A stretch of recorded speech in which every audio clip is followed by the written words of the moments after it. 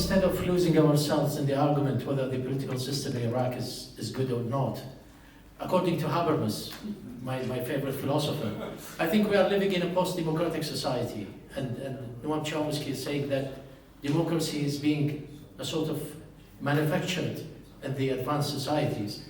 So we can leave the central or the federal government to its own problems and focus on, because Iraq is a federal state, we focus on local governments. We build the capacity of those people who are nagging, who are complaining against the lack of basic services.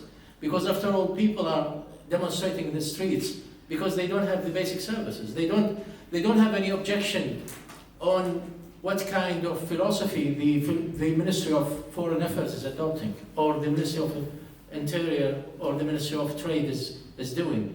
They are complaining against the lack of potable water, electricity, healthcare, and all these issues. And they are demonstrating in the streets because they feel that they are not participating in the decision-making process, everyday decision-making, for those who are more aspiring to participation.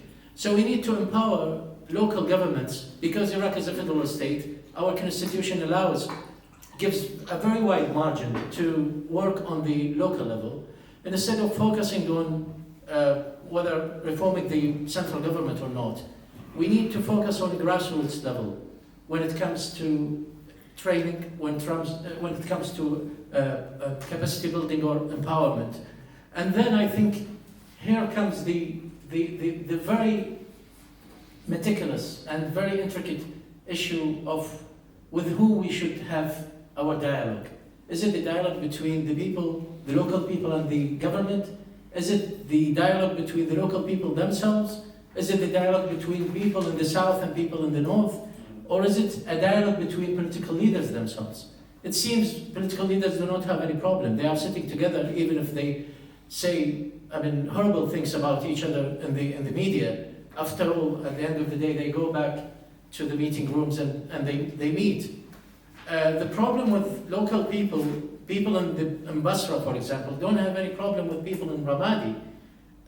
The only hard feelings they have is because political leaders are manipulating people, manipulating the differences in order to get more power positions, more authorities. So we have to orient ourselves towards a framework that encompasses a dialogue that has not been done so far, because most of the dialogues were taking place at the higher level, not considering grassroots levels. And the dialogue that is entwined with the process of empowering people at the local level, a dialogue that serves, in a way, enlightening and empowering people on how to participate, how to express themselves, and after all, how to reform the institutions, the local institutions and the national institutions.